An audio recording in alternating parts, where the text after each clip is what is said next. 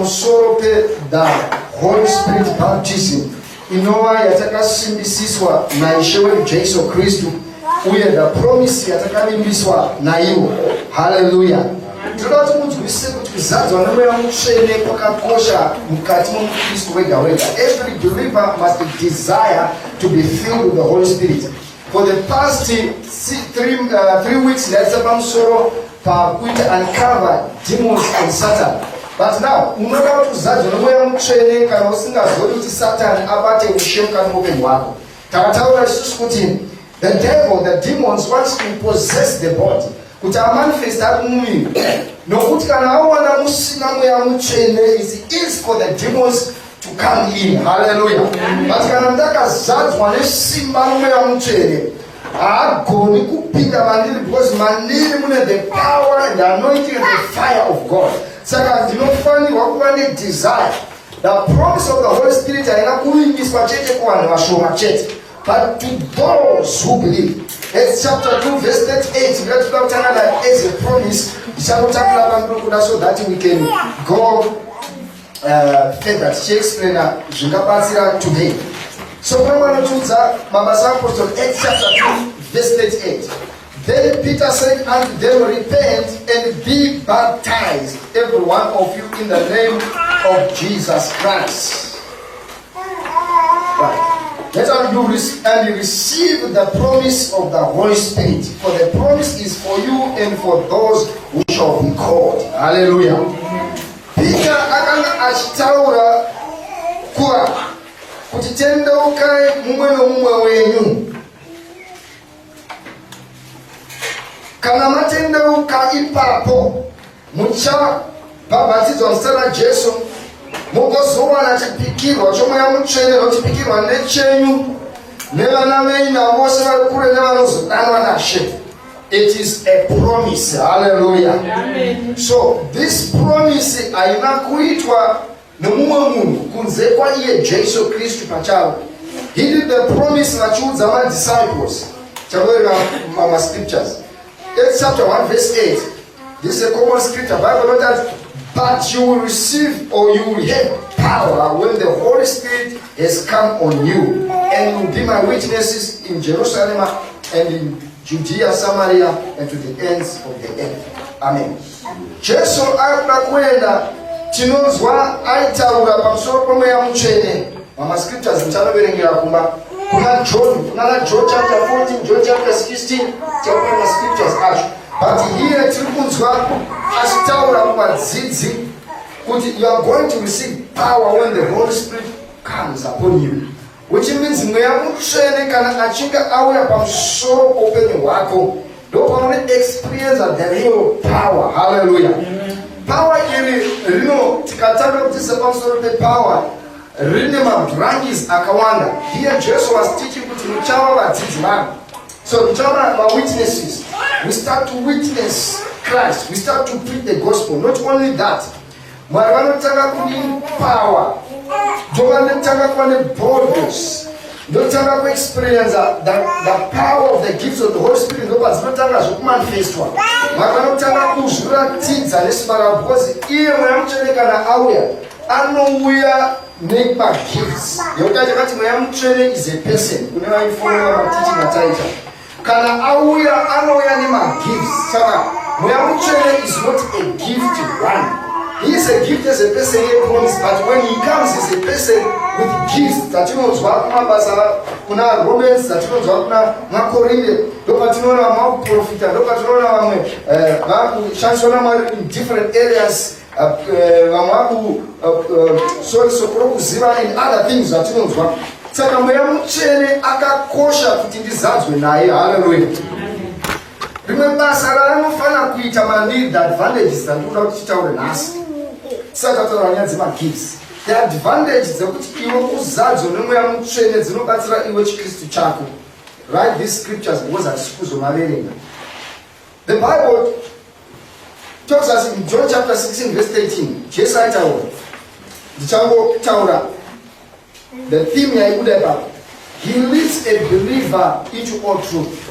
Mweya mutsvene kana auya anotungamirira mutendi wega woga muzvokwadi. He leads a believer muchokwadi. Anodzidzisa kuti mukristu ararama in truth. Hallelujah. Mweya mutsvene ndo basa rake. Tisataura nyaya yekudzinga madhimoni, tisataura nyaya yemamiracles. He comes to lead you. That's John chapter 16 verse 13. Number 2, he counsels a believer and teaches him. John chapter 14 verse 16. Anodzidzisa nokukansela, ndiye the counselor. Samchizoona kuti mweya mutsvene anofanirwa kunge ari mutendi wega wega. Every believer anofanira kuti azadzwe nemweya mutsvene. Kana zvikasaitika izvozvo, demons will come and cancel you. Taitisa pamusoro pemadhimoni, vamwe vanoti ngasatiso, you can't fight an enemy usingazivi. You can't fight chinhu chausiziva chakamira sei. Vamwe vanga vane maimagination dzavo kuti madhimoni chii, vatakatira kuti muzive. So when he comes, mweya mutsvene anotanga kutikansela influence yemadhimoni aizova nesimba because kune arimo kugara mukati meupenyu hwake. Hallelujah. Amen. Saka haisi nyaya yekuti ini handikodzeri. Everyone is a candidate yekuti azadzwe nemweya mutsvene. He empowers a believer for a divine service. Ngataverenga kuna Acts chapter 1 verse 8. Muchapiwa simba kana mweya mutsvene auya pamusoro penyu. Praise God. Hallelujah. Anokuempower iwe kana uchidesire kushandira Mwari, uchidesire kuti Mwari vaite zvinhu zvikuru, kana uchidesire kutondoka kuti Mwari vamushandise, ndiye mweya mutsvene anoita basa mauri. So I must desire this Holy Spirit. Hallelujah. Amen. Number 4, he helps every believer to pray. Romans chapter 8 verse 26. Mweya amene anotinyengeterera nokugomera kusingataurwi. Hallelujah. When we feel that hatina simba matiri, sometimes he comes to help us to pray. Tosaka uchifana kukura mukunamata nokuti anenge aripo kubatsira. Sometimes it's difficult for you to pray wega. Vadzidzi vakazoti mweya unoda nyama yakanetsa, but he will come to help us. That's why sometimes we speak in tongues. Sometimes you don't have words dzekutaura kuna Mwari wacho, but he will help you to speak or to pray. Zvaurikuda kuexpressa zvirikutadza, because arimo ari kubatsira mukushayiwa simba kwako. Hallelujah. Saka mweya mutsvene ari very very important. Kana usina kuzadzwa nhasi patinenge tichipinda kuti mweya mutsvene ashumire matiri, desire kuti mweya mutsvene akuzadze nesimba to transform your life. Hallelujah. The Bible says, okay, number 6, he helps a believer to accept or to receive spiritual things. 1 Corinthians chapter 2 verse 11. 1 Corinthians chapter 2 verse 11. Then you go and read chapter 14 verse 15. Nokuti hatina nguva, these scriptures toda kunoverenga.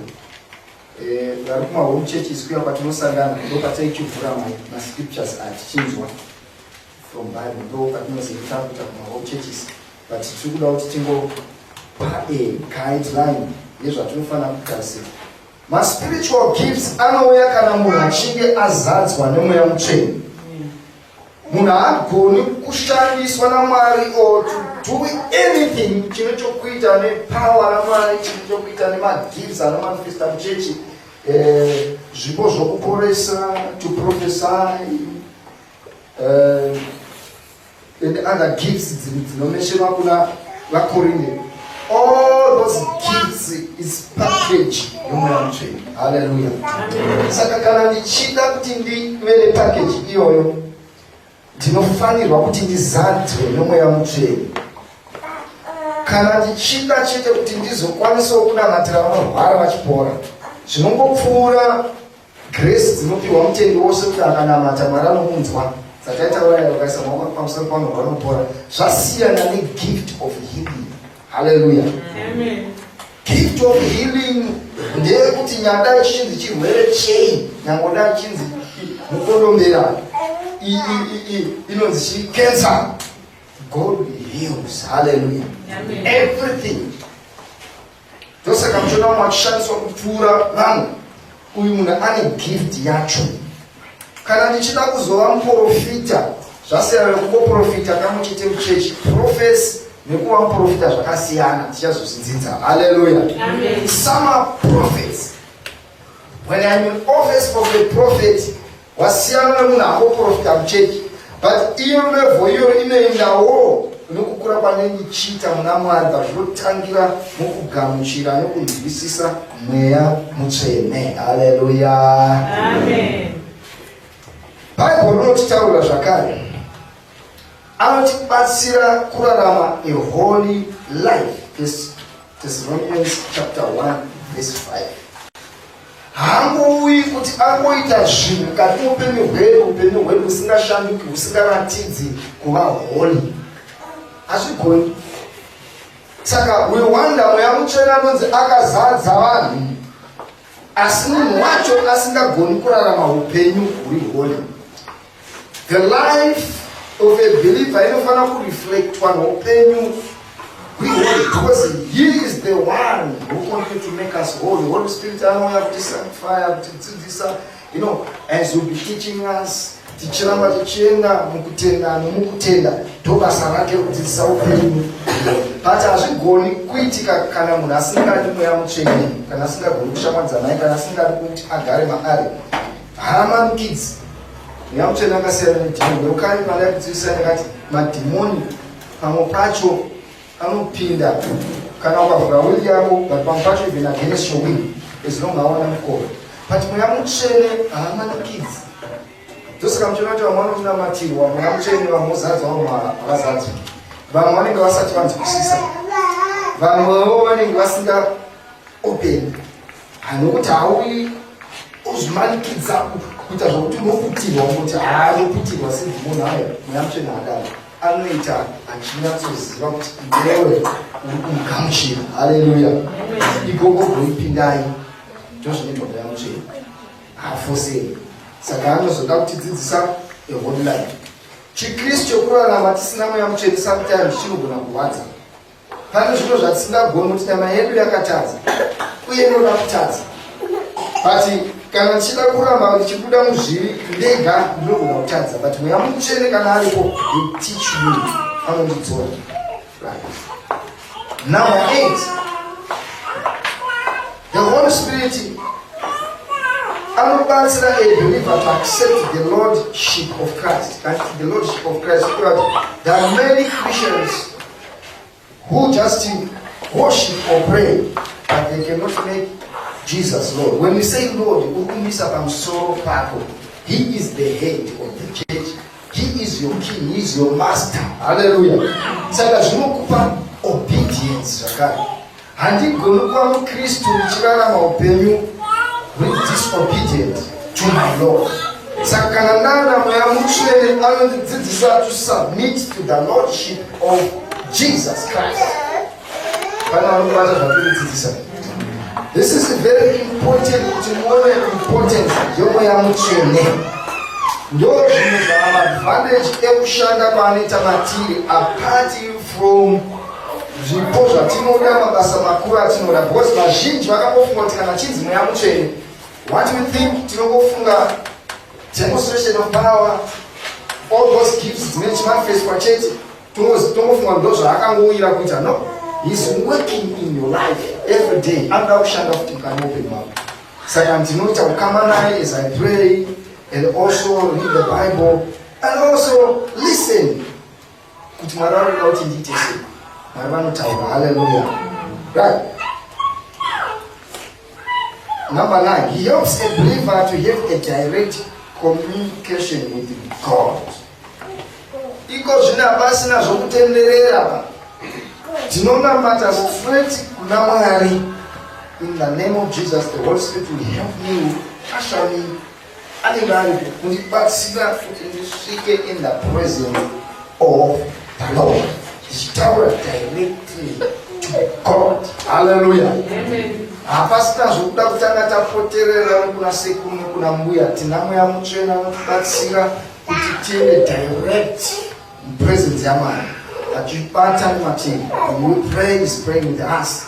Kana Mwari vane Mweya Mutsvene zvakare, Jesu naBaba vari vamuchete, Mweya Mutsvene vari vamuchete, tichinotarisira kuti in the presence of God because iye ari mandiri. Hallelujah. Saka Mweya Mutsvene akakosha panguva dzandinoda kuti ndinyatsova direct communication naMwari, ndinzwe kuti Mwari vari kuda kuti kudini, ndinzwe kuti zviri kufamba sei in my life. He's there for me. Hallelujah. Number 10, he helps us to bear good fruit. The fruit of the Spirit that you know, Galatians chapter 5 verse 22. Chibereko, Shona, chinonzi fruit of the Spirit. 1. Then kozoita shakameshana love, gentleness, meekness, long suffering. Izo zvazviitiki kana munhu agokukura mazviri kana Mweya Mutsvene asiri maari. Vandazvore kuti munhu andowedzesera kuita mwoyo murefu. Anowedzesera, but it's very difficult sometimes. Kana Mweya Mutsvene arimo ndichikoopareta naye, anondidzidzisa kuti ndikurise chibereko chomweya. Zvinofana kuoneka. Takaverenga zvibereko zvomweya, takadzidza pamusoro pazvo, takazvinzvera pataita nyaya yerepentance. Ndo zvimwe zvinofana kuoneka nokumanifesta ini a believer to show that this person akatendeuka is growing the Lord and the Spirit of God is working something at moment. One long suffering, one mwoyo murefu, you know, and I could express all those things. No funny which is one again. Hallelujah. Amen. Praise God. Hallelujah. Amen. Right. Tinoda kuti tinzwisise kuti nyaya yatiri kutaura panapa hakusi kurasika. If you accept kuti Mwari ndiBaba vedu, Jesu is our Savior, tinofana kunzwisisa kuti whenever paitaurwa especially the church, let's open Matthew chapter 28 verse 19. Matthew chapter 28 verse 19. Mara wanamburi zvimeshena iwo ndobva vasiya Mweya Mutsvene akataura panosvika vatiendero. Endai naizvozvo mudzidzise marudzi ose, muvabhabhatidze muzita raBaba neroMwanakomana neroMweya Mutsvene, muvadzidzise kuchengeta zvose zvandakakurayirai ini. Tarirai ndinemi mazuva ose kusvikira pakuguma kwenyika. Hallelujah. Lord Jesu paaipa this great commission, Mwari vachitaura vakati endai mupasisa zvose evhangeri, vanotenda vachabhabhatidzwa, mumabhabhatidze muzita raBaba neroMwanakomana neroMweya Mutsvene, muzita raBaba neroMwanakomana neroMweya Mutsvene, which means Mweya Mutsvene is part and parcel of the work rinenge chifana kuitwa pano. Actually, he's the one who is here, ndiye ari pano so far.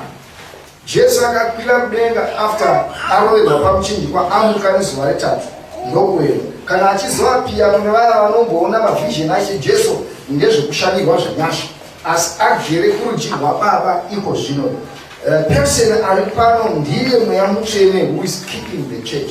Mchana matadzisa a teaching of rapture, kuti sechiti ndiye ari pano, ndiye ari kuchengetedza chechi, ari kuchengetedza upenyu hwavo. So it's part and parcel of the work iri kuitwa naMwari pano pasi, ndiye ari in charge. Hallelujah. Saka tinofana kuva naye. Now ndichataura zvinhu zvishoma shoma tobva tapinda muworship. Patinoti isusu toda kuti uzadzwe neMweya Mutsvene, usafunga kuti uri kuzadzwa nedhimoni. Kana takumbira Mweya Mutsvene kuti akuzadza, hatisi kukumbira kuti dhimoni iri pamusoro pako. Let's open Mark chapter 16 verse 17 toda kuti tiverenge.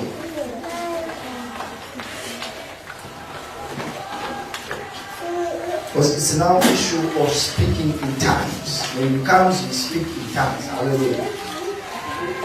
Panosvika. Zviratidzo izvi zvichava nevanotenda, vachabudisa mweya yakaipa nezita rangu, vachataura nendimi itsva. Hallelujah. Jesu pachake akataura kuti Zviratidzo zvichaona vanotenda vachakuisa maika panezita rangu vachataura nendimi, which means Jesu ndiye akati tichataura nendimi. Hallelujah. Amen. People who discourage speaking tongues and say Jesu wasatani, ekune ndimi dzasatani. Asi isusu kana tichinge tati tirikuda kuti munhu azadza nomweya mutsvene, tirikutora on the basis yashe watiri kutenda. Kana tichikutenda tinotenda nezvaakataura. Kana takatenda kuti tinodzinga madhimoni achimboenda, tozoramba kutaura nendimi sei iye ari yeishomo chete akataura kuti vachataura nendimi itsva. Hallelujah. Tiri kuzvibata. So there are people vanoti aiwa isusu hatine hedu nazvo, fine, Mwari havamanikidzi, asi zvatinoda isu Mwari vanotizadza. Zvaunokumbira Mwari vanokupa. Hallelujah. Saka how do I receive mweya mutsvene? Vajamba zvakawanda, this subject ine zvakawanda but hatigoni kuzvikurisa zvese. Right. Number 1, toda tiverenge kuna Luke chapter 11 verse 13. We ask to be filled. Tinokumbira kuti tizadze. Hallelujah. Which means it's a desire. Let me read. If you then, being evil, know how to give good gifts unto your children, how much more shall your heavenly Father give the Holy Spirit to them that ask Him? Hallelujah. Pano ndio ataura Jesu. Zvikanzi imi vakaipa, imi madzibaba akaipa, kana muchiziva kupa vana venyu zvinhu zvakanaka, baba vakasvika vachiziva kuti ndinofanira kupa mwana wangu zvakanaka, vasingamupi zvakashata kunyange ivo vari ivhu, ko imimi munokumbira baba vanyu vari kudenga kuti vakupe mweya mutsvene havangakuipi here? ndiJesu. Haleluya. Saka isusu kana takukumbira mweya mutsvene, tiri kukumbira kuna iye anotipa. Hatisi kukumbira kuti tipihwe any demon or any evil spirit, nokuti ava vagara vakatonaka.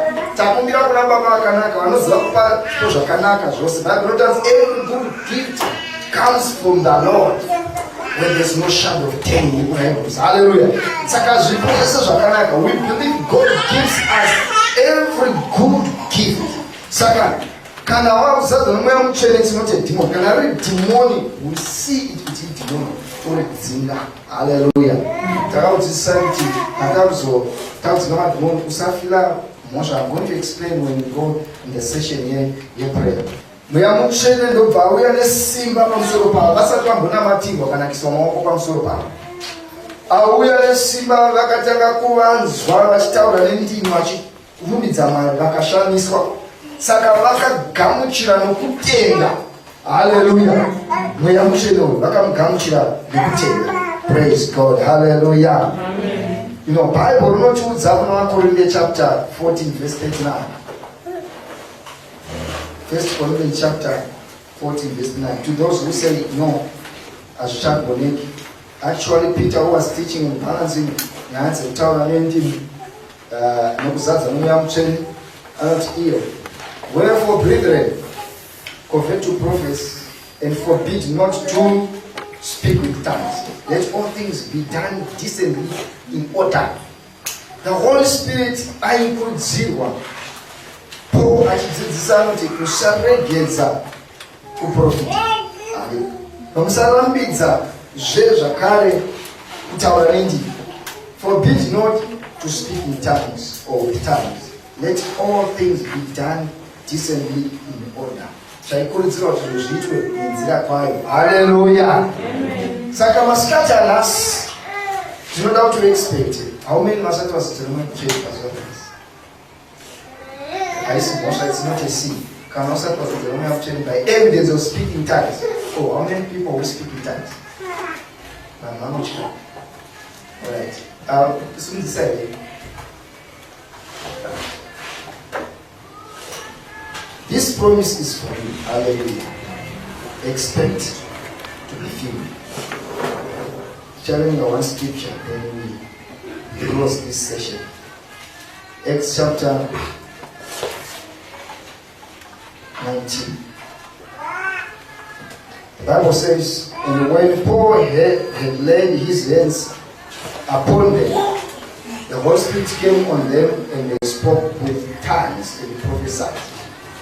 Paul akaisa maoko ake pamusoro pehama idzi dzakanga dzaungana dzisina kunge dzaziva kuti mweya mutsvene ariko ndokuvazadza nemweya mutsvene vakaprofita.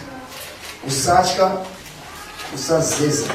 Open up and the Lord will feed you. Hallelujah. And you speak in other tongues. It's not your duty to think kuti nchatanga ndichiti just open up when you pray. And I believe Lord tisadza. So this teaching inotibatsira kuti pachana mata as you are going to pray marashani open well, breaking zvakasiyana siyana, praying kuti sununguro pakasiyana siyana. We want the Holy Spirit to come and fill us. Hallelujah. Satan paanotama mweya mutsvene ngauya kareka kuti aregedze kuzodzoka achiti imba yangu ndaona yakashama. Saka masikati anotoda kuti tisunukire. But this time of worship we want everyone to open up tirumbidze Mwari. As we are going to worship and use that presence yaMwari nekufamba mukati meupenyu hwedu, toda kutotendera kuti mweya mutsvene aite basa rake. Ndikukudzwa kuti ari kutabatsira. As long you are open today, God is going to visit you.